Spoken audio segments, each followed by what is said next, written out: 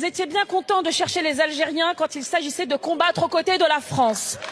Vous étiez bien content de chercher les Algériens quand il s'agissait de reconstruire le pays. Vous étiez bien content de chercher les Algériens quand il s'agissait de construire vos résidences secondaires et vos piscines.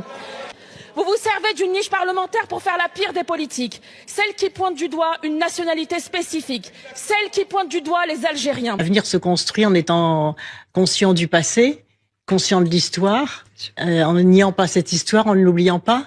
Donc on a une histoire commune douloureuse avec l'Algérie.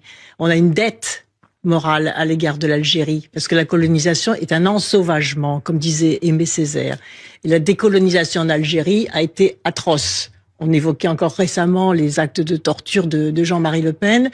Et donc, il ne faut pas oublier les dégâts que nous avons commis sur ce territoire, que nous avons colonisé parce qu'il y avait des ressources.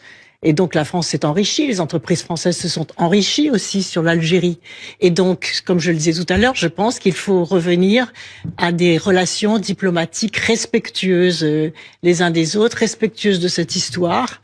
Il y a aussi des ouvriers qui sont venus, qui ont fait tourner les usines, qui ont fait tourner nos usines, qui ont fait tourner l'automobile. Il faut qu'il y ait réciprocité dans le respect quand même. Oui, parce que là, le respect, il est manquant dans certains côtés. Est-ce que c'est à partir d'un seul cas, effectivement, d'un seul échec, que l'on doit stigmatiser la totalité d'un pays? Je ne le crois pas.